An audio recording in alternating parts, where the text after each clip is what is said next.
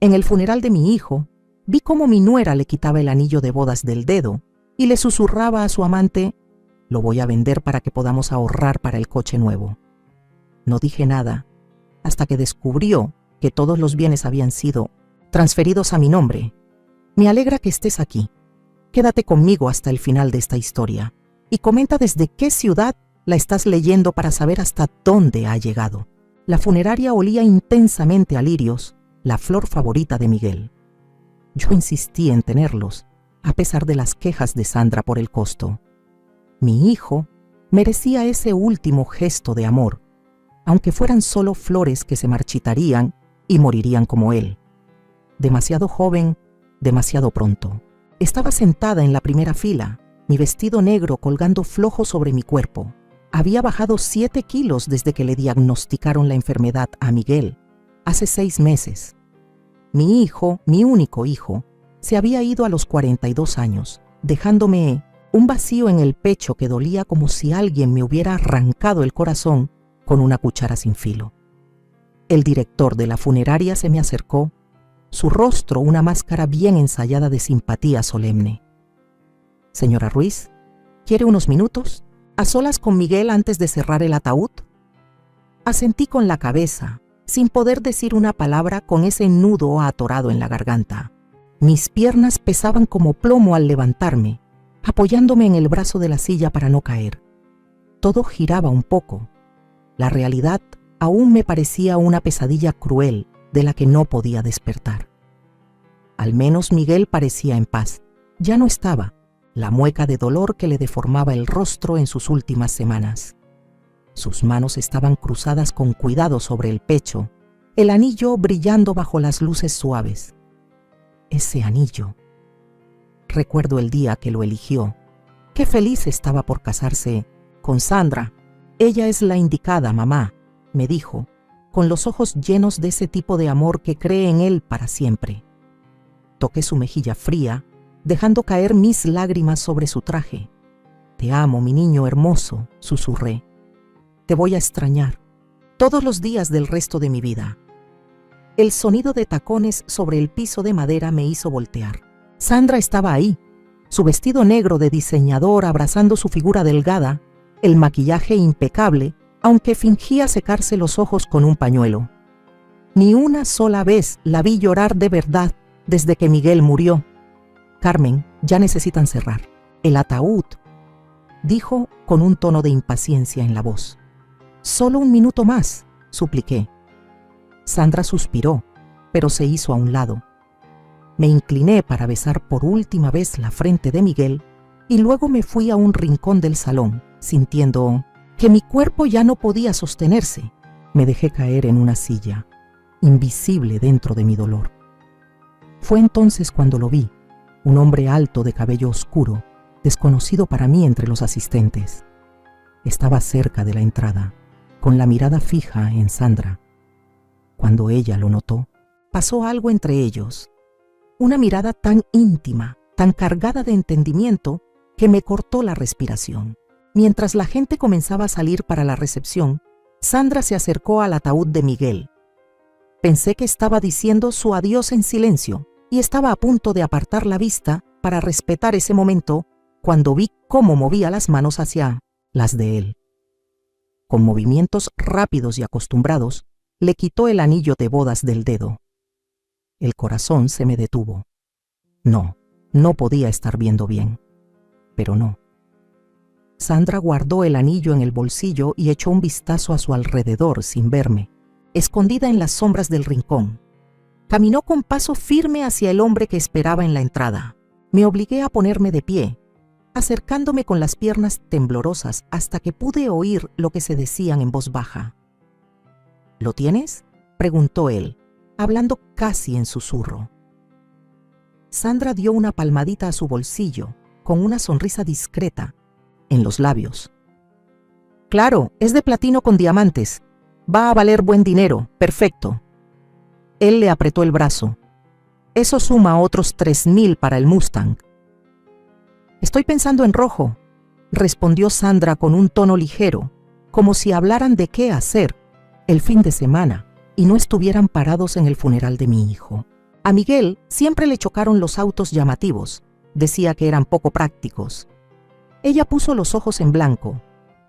«Bueno, ya no está aquí para quejarse, ¿verdad?», dijo el hombre con una risa que me cortó por dentro como una navaja. Debí de hacer algún ruido, tal vez un jadeo o un gemido, porque ambos se voltearon de golpe. El rostro de Sandra cambió al instante, adoptando una expresión de dolor. «Carmen, yo solo... Este es Eduardo, colega de Miguel. Solo me estaba consolando. No pude hablar». Abrí la boca, pero no salieron palabras. La sala giraba a mi alrededor mientras la realidad de lo que acababa de ver se me venía encima como un derrumbe. El cuerpo de mi hijo aún no se enfriaba, y su esposa, la mujer a la que él amó y en quien confió, le había robado el anillo de bodas para venderlo y comprar un coche junto a su amante. «Deberías sentarte, Carmen. Te ves pálida», dijo Sandra, tomándome del brazo con una preocupación fingida. «El dolor es demasiado para ti». ¿Dolor?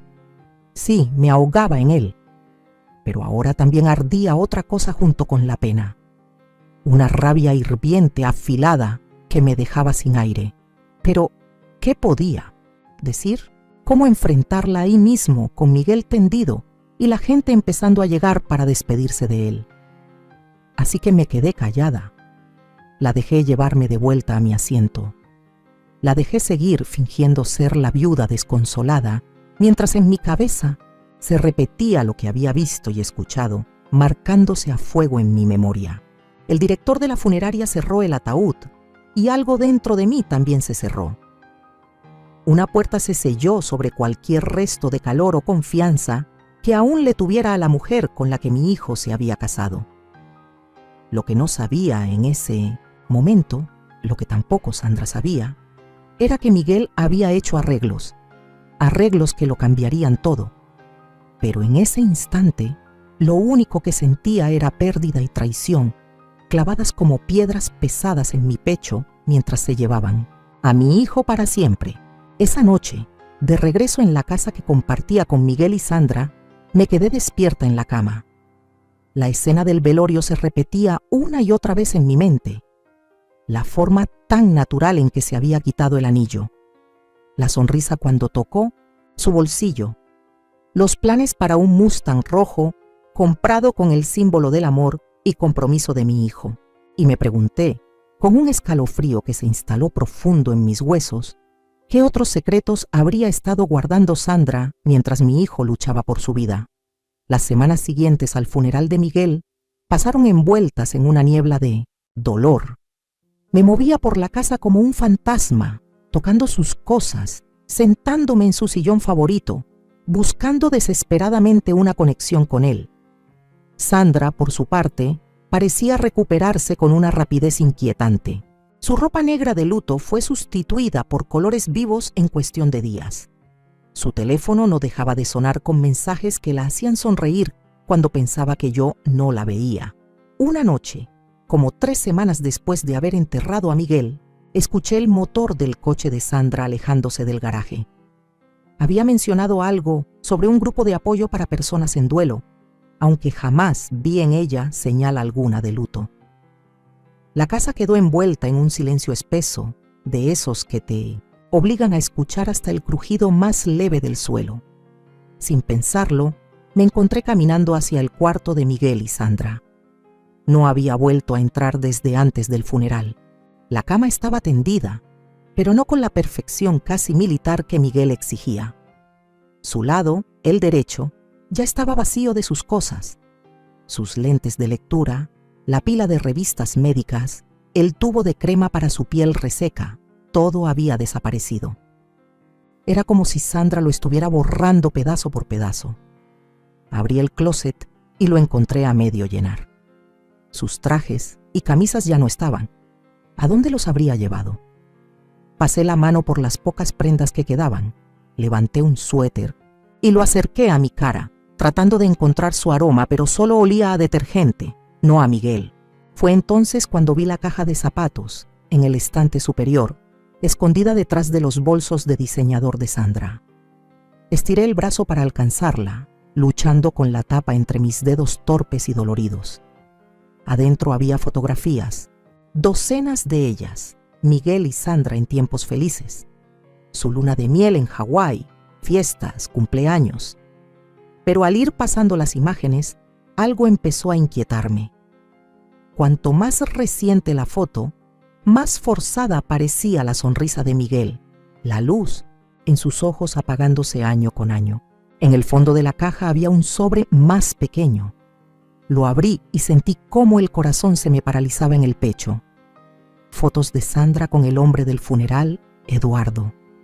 Se abrazaban, se besaban, sus cuerpos entrelazados de una forma que no dejaba lugar a dudas sobre su relación. Las fechas digitales en las imágenes marcaban 3 años atrás. 3 años en los que Miguel aún estaba sano, antes de que el cáncer comenzara a destrozarlo. Me temblaban las manos al revisar las fotos más recientes, de apenas 2 meses atrás, cuando Miguel ya no podía levantarse de la cama, cuando yo me había mudado a cuidarlo y Sandra salía supuestamente a despejar la cabeza o a hacer diligencias, mientras mi hijo se moría. Me dejé caer al borde de la cama, las fotos esparcidas a mi alrededor como pruebas de una escena del crimen. Y en muchos sentidos, eso eran. El asesinato de un matrimonio, de la confianza, de los votos pronunciados y luego pisoteados. Un cajón del buró del lado de Sandra estaba entreabierto. No debía mirar, lo sabía, pero mi mano se movió sola y lo abrió por completo. Dentro había una carpeta de cuero, estados de cuenta bancarios, recibos de tarjetas de crédito y un folder rotulado como tratamiento de M. Miguel tenía un excelente seguro médico, gracias a su trabajo como administrador en un hospital. Aún así, había gastos significativos que no cubría, tratamientos experimentales, medicamentos fuera del plan y una dieta especial que el oncólogo había recomendado. Había ofrecido ayudar con mis modestos ahorros, pero Sandra insistió en que todo estaba bajo control. Sin embargo, los estados de cuenta contaban otra historia. Retiros del fondo común. Miles de dólares extraídos los mismos días que había citas con especialistas a las que Miguel estaba demasiado débil para asistir solo.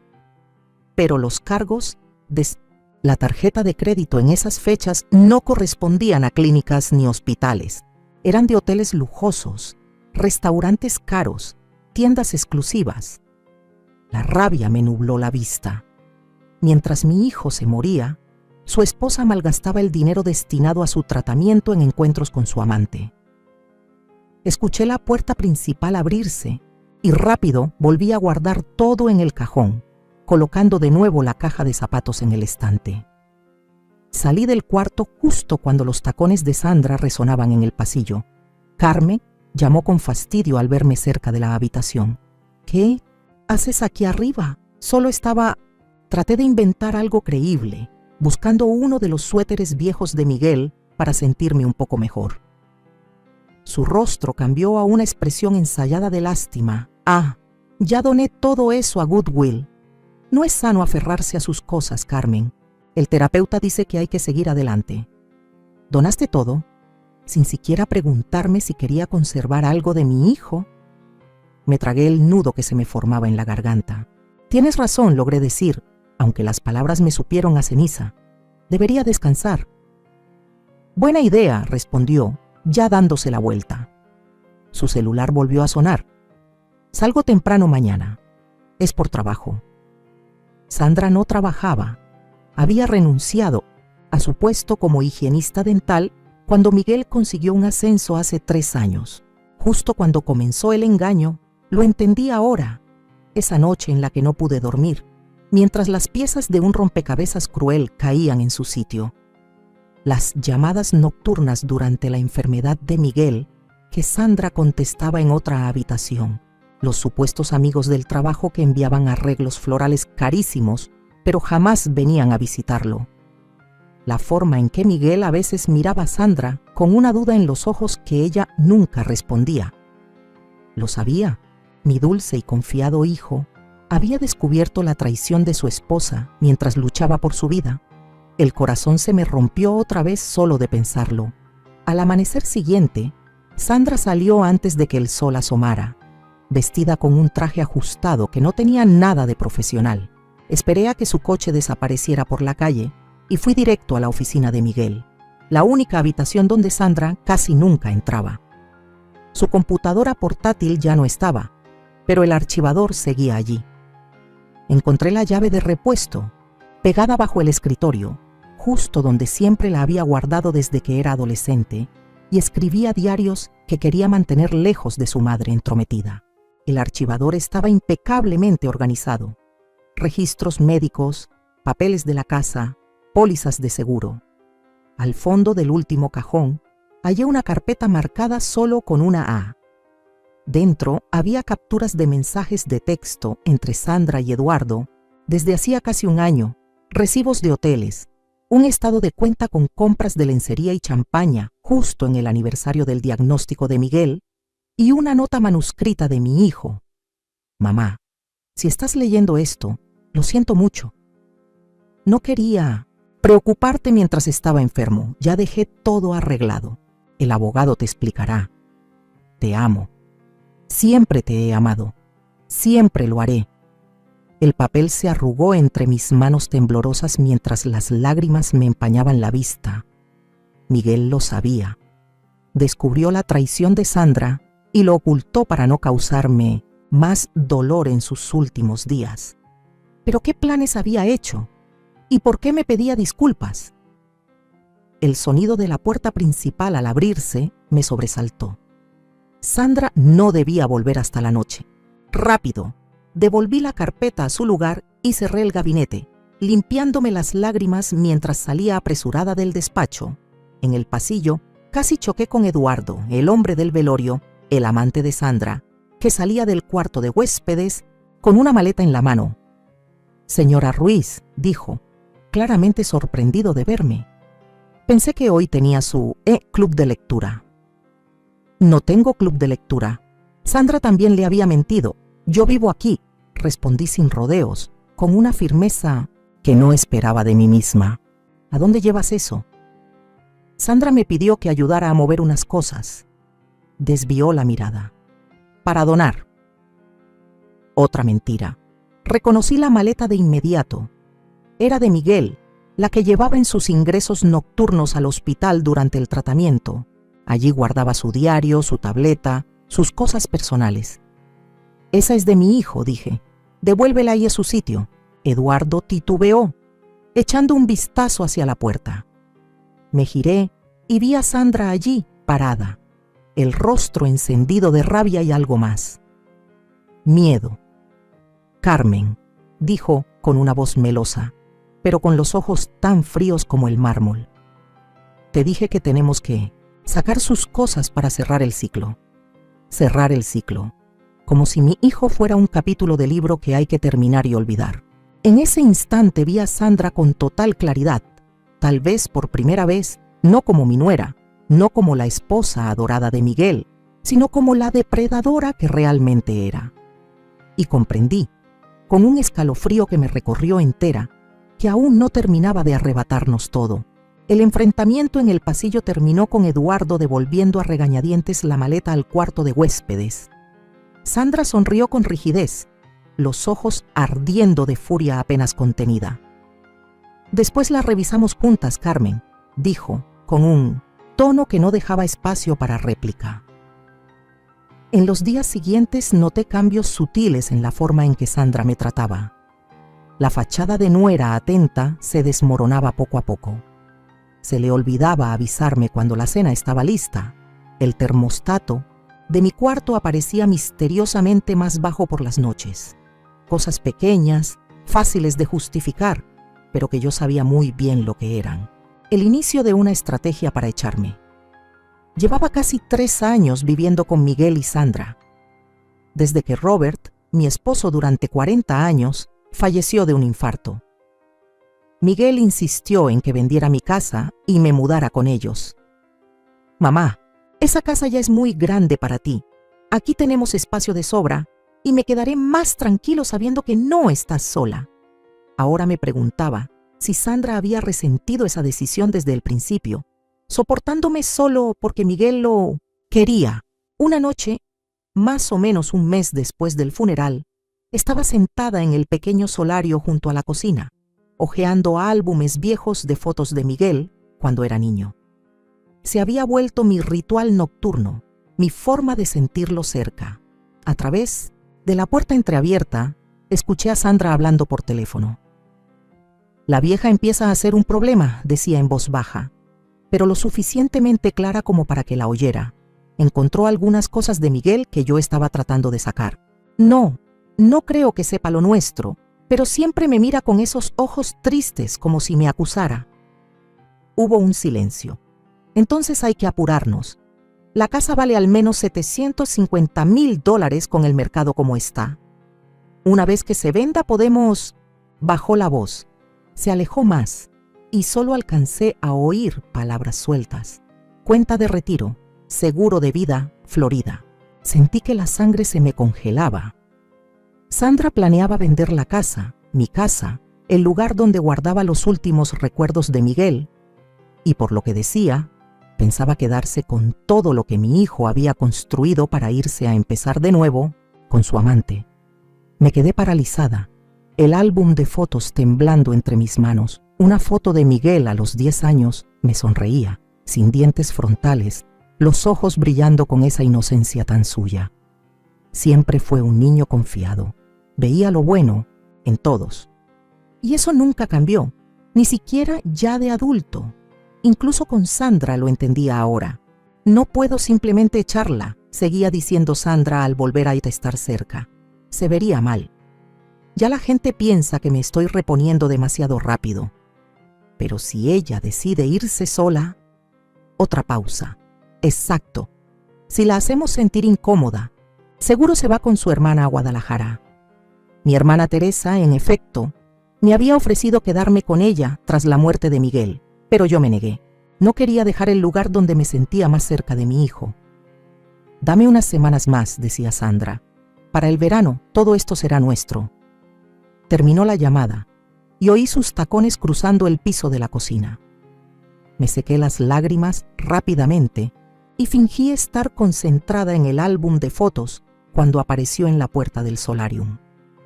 Aún despierta, Carmen. Sandra se apoyó en el marco, con una copa de vino tinto en la mano.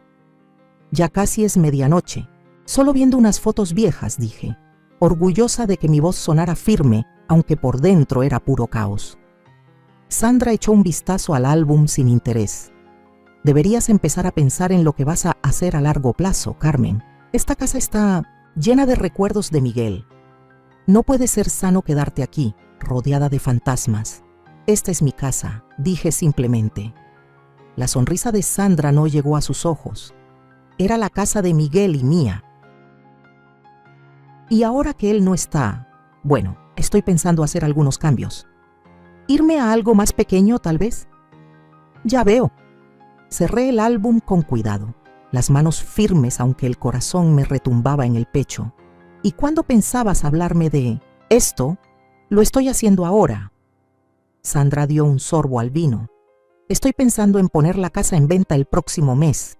El mercado está muy bien ahora. ¿Y yo a dónde se supone que me vaya?, pregunté, aunque ya sabía cuál sería su respuesta. ¿No te había invitado Teresa a Guadalajara? Sería perfecto para ti. Clima cálido, sin escaleras, otros adultos mayores con quienes convivir. Hablaba como si me ofreciera un regalo, no como quien echa a la calle a un perro viejo. Lo pensaré, dije mientras me ponía de pie lentamente. La artritis en mis rodillas hacía cada movimiento un suplicio, algo que Sandra sabía muy bien. Contaba con mis limitaciones físicas para que dependiera de ella, para que no me opusiera. No lo pienses demasiado, dijo Sandra con la voz un poco más dura. Ya hablé con una agente inmobiliaria. Viene la próxima semana a tomar fotos. Con eso, ella se dio la vuelta y se alejó, dejándome sola entre los recuerdos de mi hijo. Esa noche, permanecí despierta en la cama, con los planes de Sandra retumbando en mi mente. No tenía ningún derecho legal sobre la casa. Sabía que la habían comprado después de que Miguel y Sandra se casaron. Ambos nombres aparecían en el título de propiedad.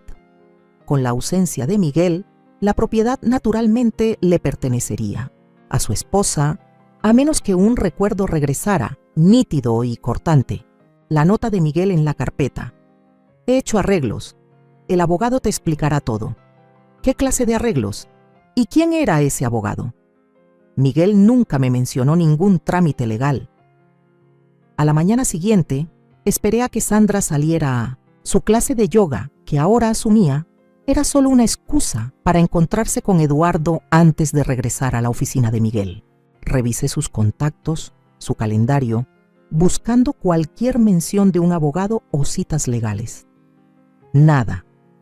Estaba a punto de rendirme cuando vi una tarjeta de presentación escondida en el marco de la foto familiar sobre su escritorio. Javier Morales, abogado, con un número de teléfono. Con las manos temblando, marqué el número.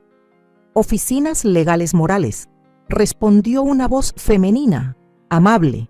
Sí, hola, dije, sin estar segura de cómo continuar. Me llamo Carmen Ruiz. Mi hijo era Miguel Ruiz. Él falleció el mes pasado. Una pausa. Señora Ruiz. Sí, estábamos esperando su llamada. El señor Morales ha intentado contactarla, pero el número que teníamos parece estar desconectado. Mi viejo celular.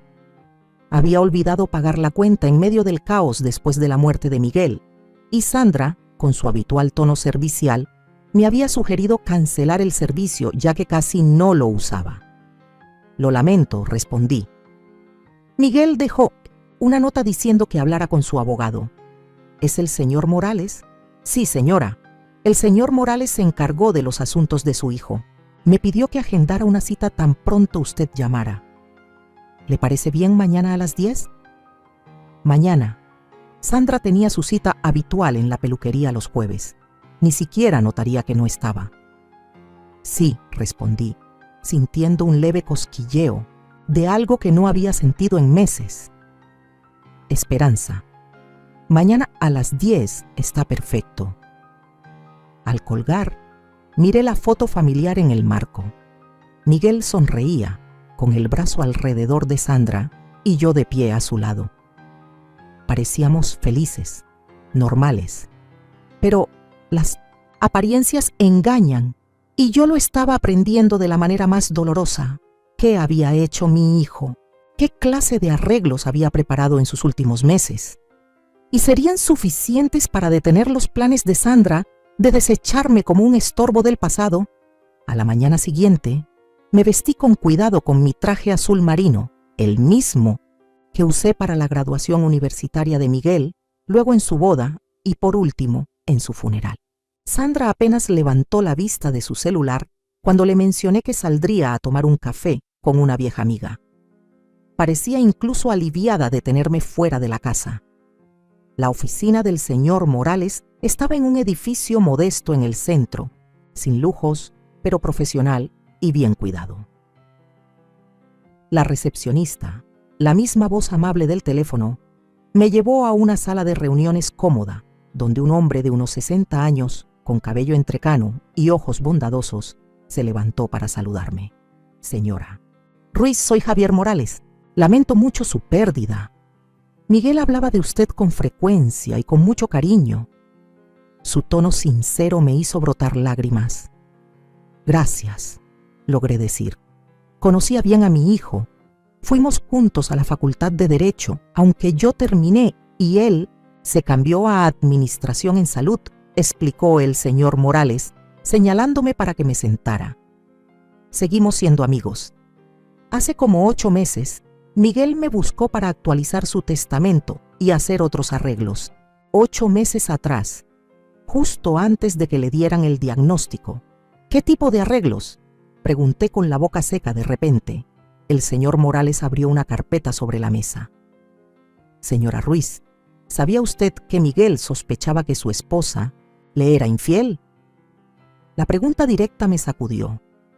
Hace poco encontré pruebas, confesé, pero no sabía que Miguel lo sabía. El señor Morales asintió con seriedad. Miguel contrató a un investigador privado el año pasado después de descubrir unos mensajes sospechosos en el celular de Sandra. El investigador confirmó sus sospechas. Sandra llevaba años teniendo una relación fuera del matrimonio.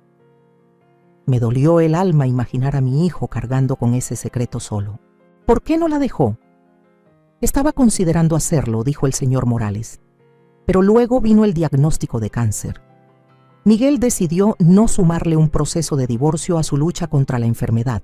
Sin embargo, sí tomó medidas para proteger sus bienes y a usted. Me deslizó varios documentos por la mesa. Hace 6 meses, Miguel transfirió la propiedad de la casa a un fideicomiso que creó a su nombre. También movió sus cuentas de retiro, su póliza de seguro de vida y la mayoría de sus activos a ese mismo fideicomiso, dejándola como única beneficiaria. Me quedé mirando los papeles, incapaz de procesar lo que oía. Pero la casa, el nombre de Sandra está en el título. Lo estaba, confirmó el señor Morales. Pero Miguel agregó una cláusula cuando la compraron, que le daba el derecho de comprar su parte. Ejerció ese derecho y le pagó por su mitad, que ella aceptó sin leer la letra pequeña. La casa ahora pertenece completamente al fideicomiso en vida de Carmen Ruiz. Me temblaban las manos al tocar los documentos. Ella no lo sabe. No, dijo él. Miguel mantuvo estos arreglos en secreto. No quería enfrentarse a su reacción durante la enfermedad. Una risa amarga se me escapó. Ella ha estado planeando vender la casa, llevárselo todo y dejarme sin nada. El rostro del señor Morales se endureció. Ella no tiene ningún derecho legal para vender la propiedad. De hecho, según los términos del fideicomiso, tiene 60 días desde la muerte de Miguel para desalojar la casa, a menos que usted, como fideicomisaria, le permita quedarse. ¿60 días? Ya íbamos por la mitad. Hay más, dijo el señor Morales, sacando otro documento.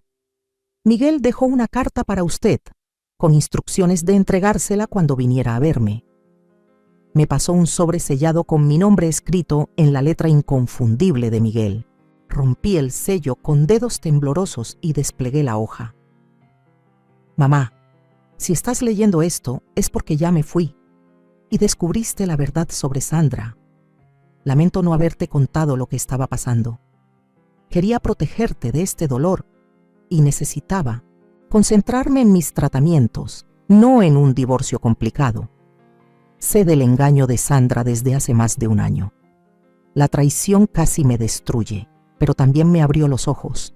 Me di cuenta de que la mujer con la que me casé nunca me amó de verdad. Amaba lo que yo podía ofrecerle.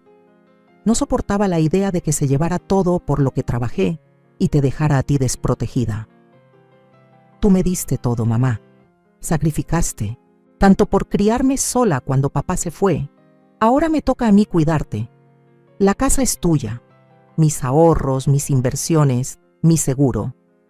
Todo está en tus manos ahora. Sandra no recibe más que lo que la ley exige que le deje a una esposa, que no es mucho considerando nuestro corto matrimonio y los arreglos que hice. No dejes que te manipule con culpas ni llantos falsos. Ella mostró su verdadero rostro hace tiempo. Ojalá los hubiera visto antes. Te amo, mamá. Espero que estos arreglos te den tranquilidad y seguridad en los años que vienen. Vive bien, sé feliz. Eso es todo lo que siempre quise. Tu hijo que te adora, Miguel. Las lágrimas me corrían por las mejillas mientras leía sus palabras. Incluso en sus últimos momentos Miguel pensaba en mí, protegiéndome. El señor Morales me pasó discretamente una caja de pañuelos. Hay algo más, dijo en voz baja cuando logré calmarme. La agente inmobiliaria con la que Sandra se comunicó me llamó ayer, ya que aparezco como representante legal de la propiedad. Se sorprendieron mucho al saber que Sandra no tiene autoridad para vender la casa. Levanté la vista, entendiendo de inmediato. Entonces, ella ya lo sabe. Todavía no. Le informé a la agencia que el propietario legítimo se pondría en contacto, pero no mencioné quién era. Pensé que querrías encargarte tú misma de esa conversación. Una extraña paz se apoderó de mí. Durante semanas me había sentido impotente, a merced de Sandra. Ahora las tornas habían cambiado. ¿Y ahora qué pasa?, pregunté. Eso depende totalmente de usted, señora Ruiz. Puede pedirle a Sandra que se marche de inmediato o darle más tiempo. Puede vender la casa si lo desea o seguir viviendo allí. El fideicomiso le da control absoluto. Control absoluto. Esas palabras resonaban en mi mente. Miguel me había devuelto el poder que Sandra había intentado arrebatarme. Hay una reunión programada para mañana, continuó el señor Morales. Sandra la pidió para hablar sobre la venta de la casa. Me tomé la libertad de organizarla aquí en mi oficina. ¿Vendrá mañana? El día en que Sandra pensaba poner en marcha su plan. El día en que esperaba comenzar a deshacerse de mí y de todo lo que quedaba del legado de Miguel. Sí, respondí con una fuerza nueva en la voz. No me la perdería por nada del mundo. Al salir de la oficina del señor Morales, con la carpeta de documentos y la carta de Miguel apretadas contra mi pecho, sentí la presencia de mi hijo más viva que nunca desde su muerte. No me había abandonado. Incluso en sus últimos meses, sufriendo y traicionado, había pensado en protegerme. Sandra no tenía ni idea de lo que le esperaba. Creía tener todo el poder. Pensaba que yo no era más que una anciana afligida y frágil que podía manipular y desechar. Me subestimó y, lo que es más importante, subestimó el amor de un hijo por su madre. Volví a la casa, mi casa, me di cuenta con un torrente de emoción, para encontrar a Sandra en la cocina con una mujer alta, elegante y vestida con traje de negocios. «Carmen, ahí estás», dijo Sandra con una falsa alegría. «Ella es Mónica Winters, de Cima. Estábamos hablando de opciones para preparar la casa para la venta». Mónica me extendió la mano. «Señora Ruiz, un placer conocerla». Le decía a Sandra que esta propiedad podría venderse muy rápido en el mercado actual. Le estreché la mano, sonriendo. «Con calma, qué interesante. ¿Irás a la reunión mañana en la oficina del señor Morales?». La sonrisa de Sandra se congeló. «¿Qué reunión? ¿Quién es el señor Morales?». «El abogado de Miguel», respondí, observando su rostro con atención. «Parece que hay cierta confusión con respecto a la casa. La reunión es a las 10 de la mañana. Supuse que ya lo sabías». El color de su rostro palideció un poco. «No, nadie me mencionó ninguna reunión». «Bueno, seguro que es solo un trámite», dije aún sonriendo. «Estarás allí, ¿verdad?». Sus ojos se entrecerraron. «Por supuesto. Llamaré a Eduardo. Él conoce las leyes inmobiliarias. Puede acompañarme». «Maravilloso», dije mientras subía las escaleras. «Cuantos más, mejor». Esa noche dormí mejor que en todo el tiempo desde el diagnóstico de Miguel. El día siguiente traería un ajuste de cuentas que Sandra jamás vio venir. Y aunque no sentía placer ante el golpe que se avecinaba, no pude evitar una sensación de justicia. Miguel me había protegido una última vez. Ahora me tocaba a mí proteger su legado de la mujer que lo traicionó de la forma más ruin. Esa mañana, Sandra estaba inusualmente callada mientras manejábamos hacia la oficina del señor Morales. Se había vestido con esmero en un traje pantalón negro elegante, su atuendo de poder, el mismo que usaba cuando acompañaba a Miguel a sus citas médicas, en esos momentos donde había que tomar decisiones importantes. Eduardo nos esperaba en el estacionamiento, rebosante de seguridad, con su traje caro y portafolio de cuero. «No te preocupes», murmuró a Sandra mientras entrábamos al edificio, sin molestarse en bajar la voz. «Probablemente sea solo un tema menor de papeleo. Lo resolveremos». No dije nada, dejándolos creer que era solo una anciana confundida que los acompañaba por cortesía. La recepcionista me reconoció y me saludó con calidez. «Señora Ruiz, el señor Morales la está esperando. Pase, por favor». Sandra frunció el ceño ante tanta familiaridad, pero me siguió a la sala de reuniones donde el señor Morales ya estaba de pie aguardando. Una joven estaba sentada a su lado con una laptop abierta, seguramente su asistente legal.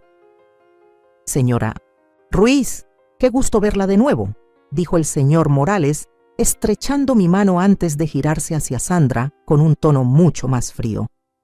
«Gracias por venir, señora Ruiz». Los ojos de Sandra se movían entre nosotros. «De nuevo, ya se conocían». «Ayer», confirmé con calma mientras tomaba asiento. El rostro de Sandra se descompuso por un segundo antes de recomponerse, señalando a Eduardo. «Este es Eduardo Reynolds, mi amigo. Tiene experiencia en derecho inmobiliario». «Qué conveniente», comentó el señor Morales con sequedad, sin ofrecerle la mano. «Tomen asiento, por favor». Ya todos sentados, el señor Morales abrió una carpeta idéntica a la que me había entregado el día anterior. «Estamos aquí para discutir el estado de la propiedad en calle de los Álamos 58, actualmente ocupada por la señora Carmen Ruiz y la señora Sandra Ruiz».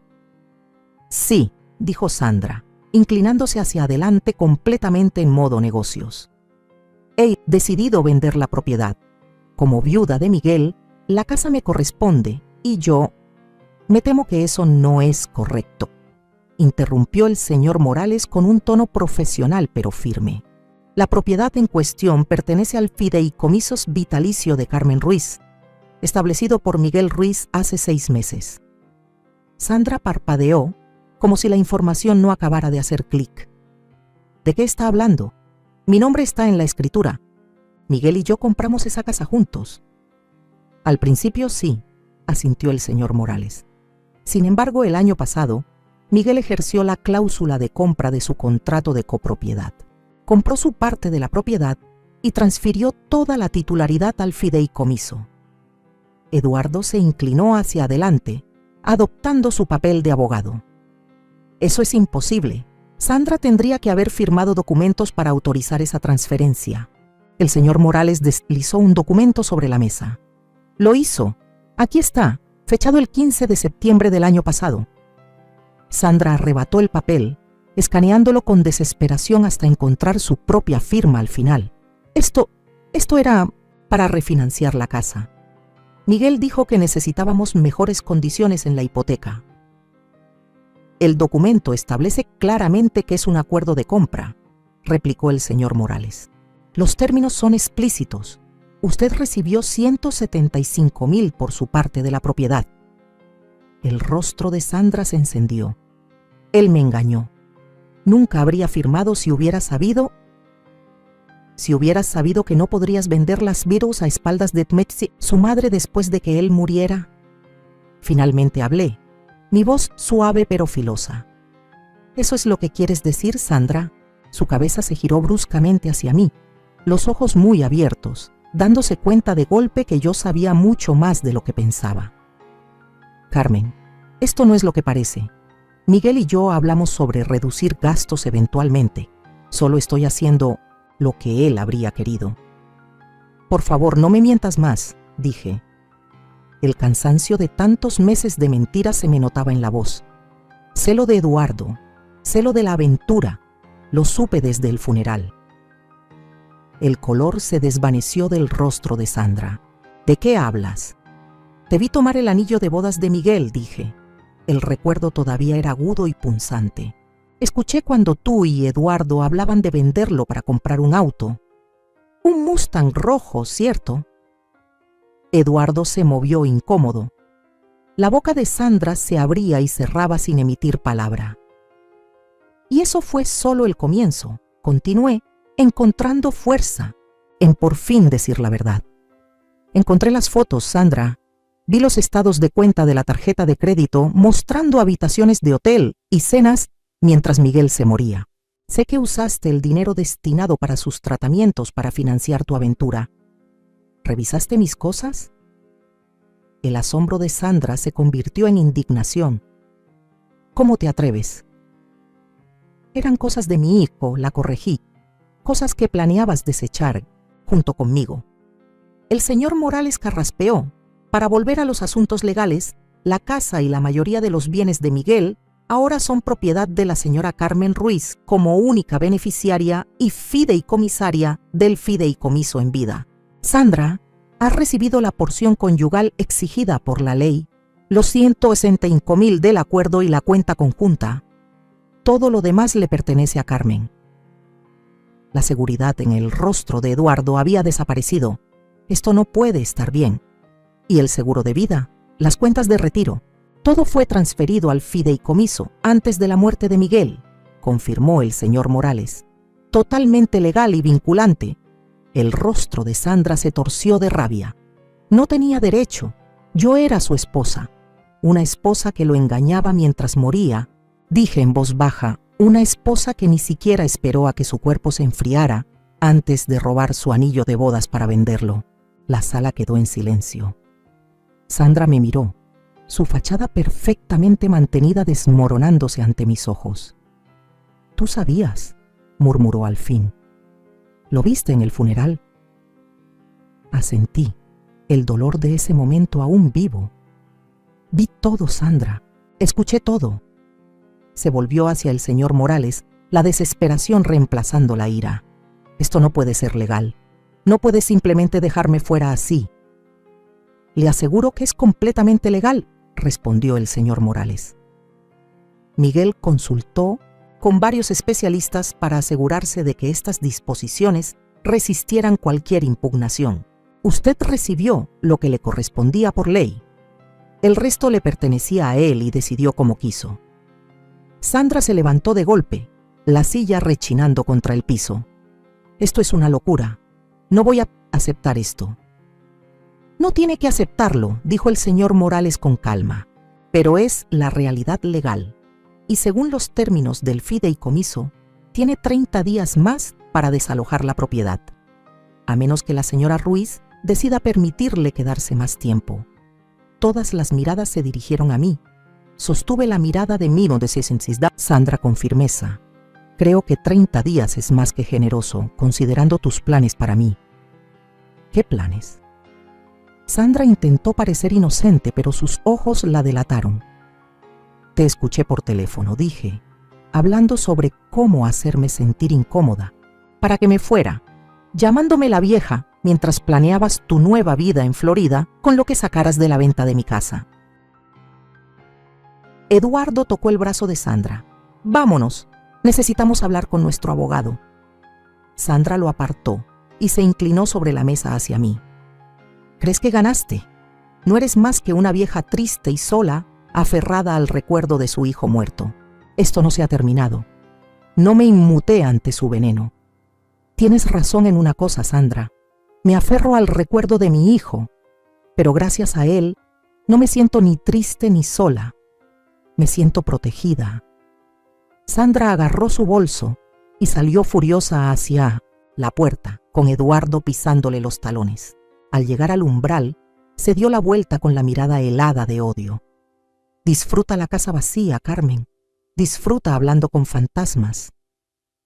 Después de que se fueron, el señor Morales me ofreció un vaso de agua. «¿Está bien, señora Ruiz?». Eso fue intenso. Respiré hondo, sorprendida de sentirme más aliviada que alterada. «Estoy bien. Mejor que en muchos meses, de hecho». «Sandra puede intentar impugnar el fideicomiso», me advirtió, «aunque le aseguro que sus posibilidades de éxito son mínimas». «Que lo intente», dije mientras recogía mis cosas. Miguel pensó en todo. Siempre lo hacía.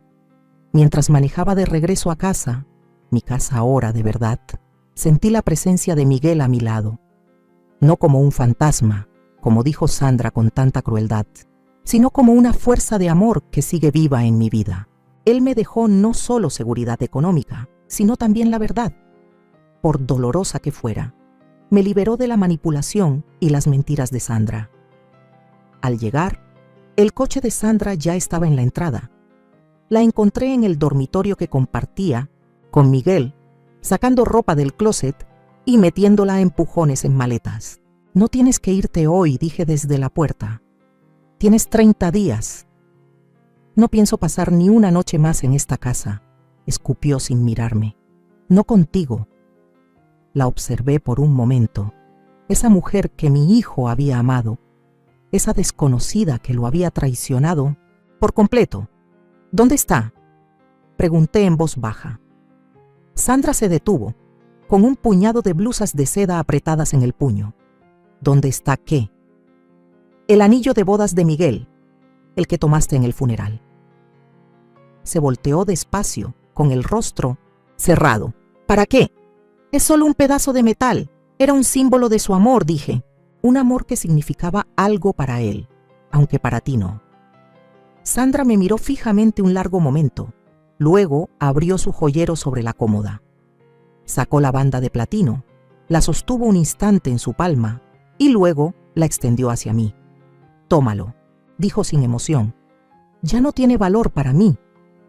Acepté el anillo, sintiendo su peso en la mano, más pesado de lo que parecía, como la carga de la verdad que ahora llevaba.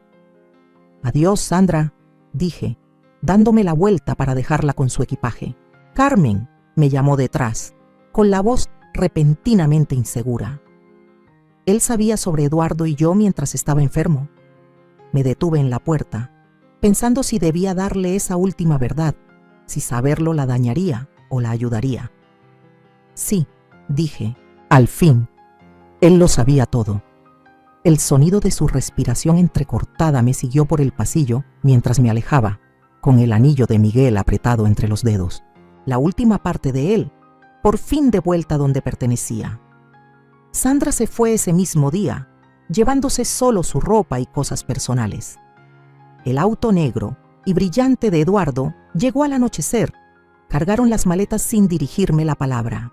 Los observé desde la ventana de la cocina mientras se alejaban, sin sentir ni triunfo ni amargura, solo un profundo sentido de cierre. En los días siguientes recorrí la casa con un nuevo propósito, recuperando espacios que antes estaban bajo la sombra de Sandra. Cambié las sábanas del dormitorio principal, reemplacé sus cuadros modernos por fotos familiares y llené el refrigerador con los alimentos que realmente me gustan, no esas comidas saludables de moda que ella imponía. El señor Morales me llamó una semana después para informarme que Sandra sí había consultado a otro abogado, pero le dijeron que impugnar el fideicomiso sería costoso y poco probable de ganar. Ya dejó el asunto, me dijo. Firmó los papeles, finales reconociendo los términos. No deberías tener más problemas con ella. Gracias, Javier, dije, ya tratándolo por su nombre como a alguien que había pasado de ser mi abogado a convertirse en un amigo. Miguel supo escoger bien al confiar en ti. Tu hijo era un hombre extraordinario, respondió Javier. Inteligente, considerado, y te quería con todo su corazón.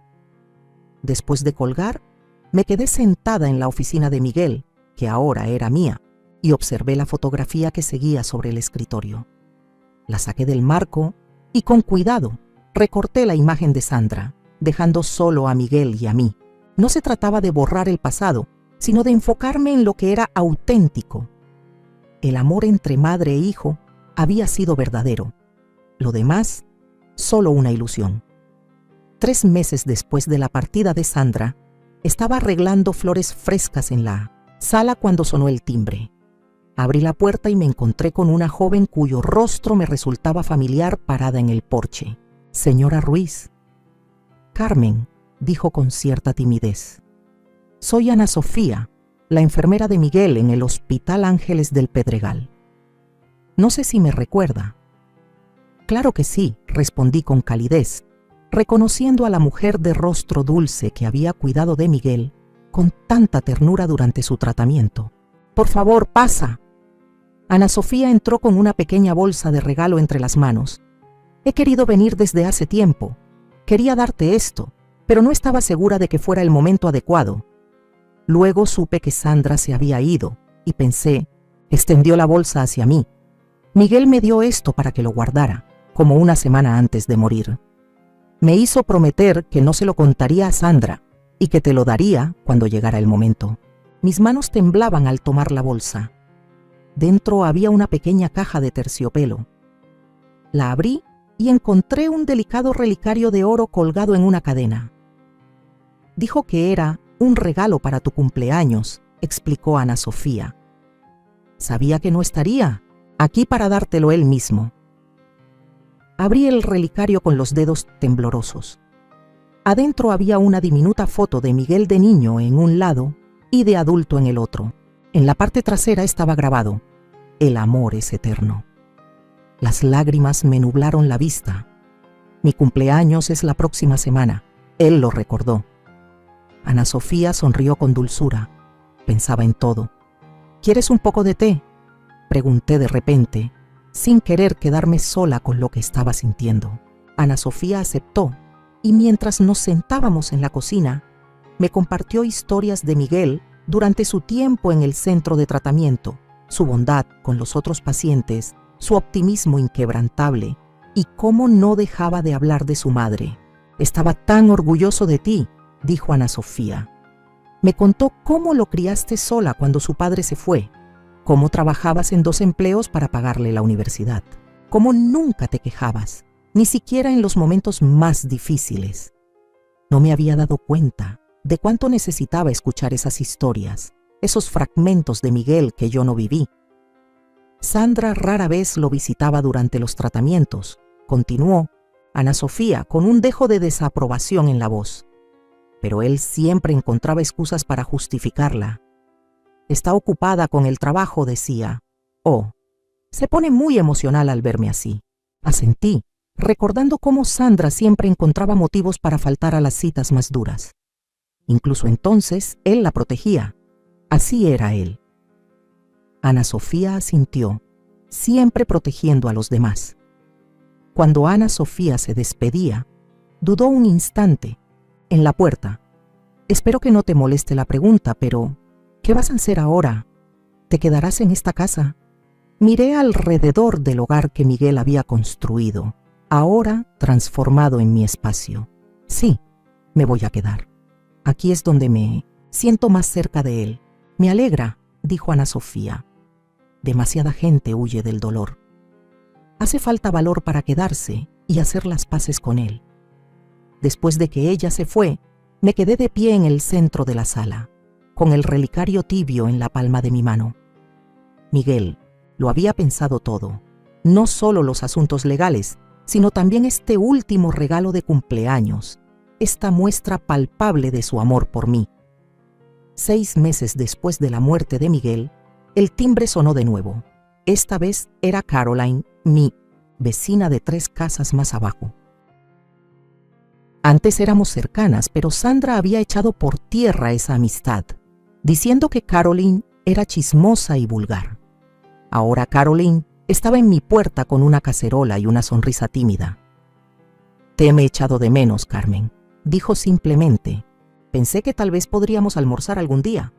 Ese almuerzo nos llevó a más reuniones del club de lectura en mi casa, noches de películas con otros vecinos, trabajo voluntario en el hospital local. Poco a poco, mi mundo empezó a expandirse más allá del dolor que lo había definido durante tanto tiempo. Una tarde, mientras revisaba los libros de Miguel, encontré un diario escondido entre textos de medicina. Al abrirlo, reconocí la letra de mi hijo. «He hecho los arreglos con Javier. Mamá estará bien. Es extraño saber que no estaré, pero aún así planearlo. No dejo de pensar en lo que la vida me ha enseñado. Que el amor no siempre es lo que parece. Que la traición duele, pero no tiene por qué destruirte. Que el amor de mi madre fue lo único constante en lo que siempre pude confiar.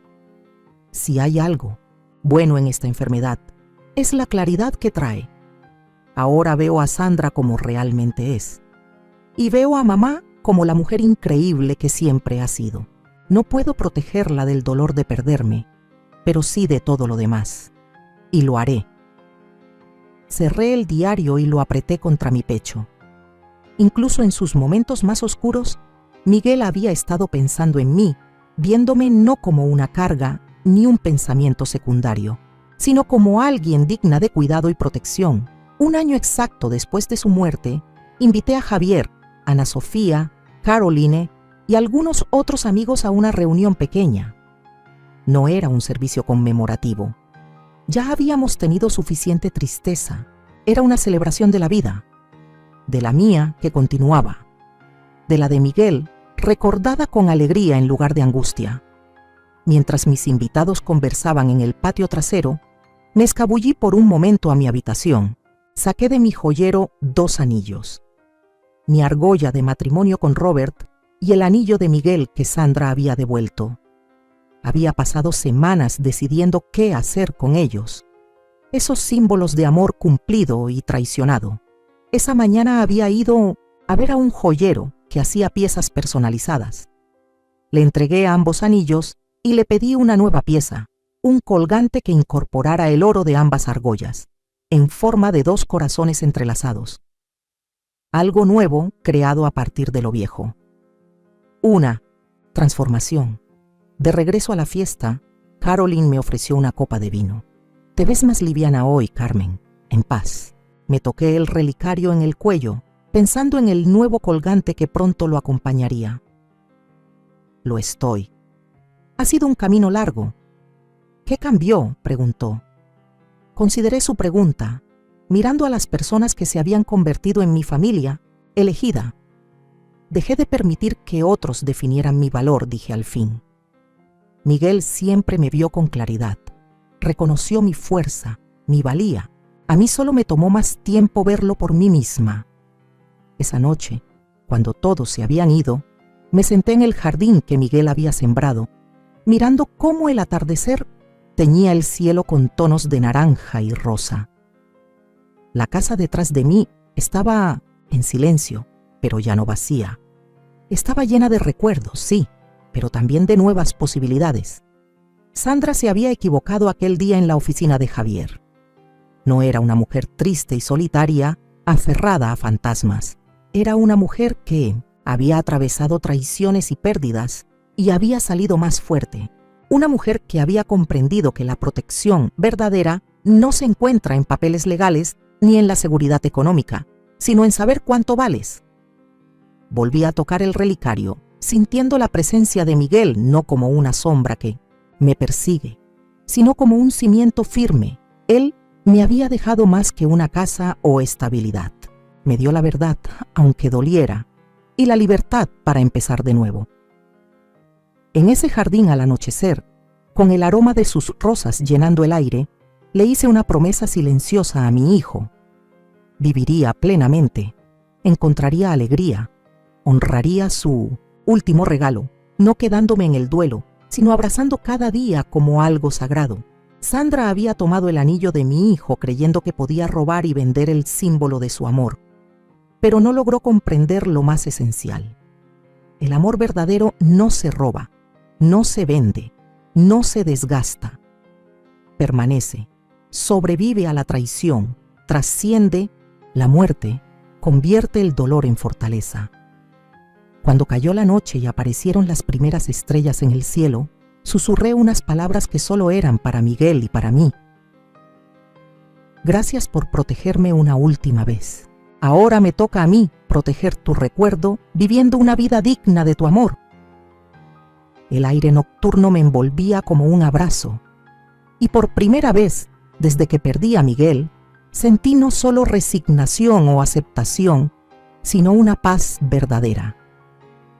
Sandra se había llevado lo que creía valioso: objetos, estatus, una fachada de respeto, pero dejó pasar el verdadero tesoro, el lazo irrompible entre una madre y su hijo, un amor que ni siquiera la muerte puede apagar.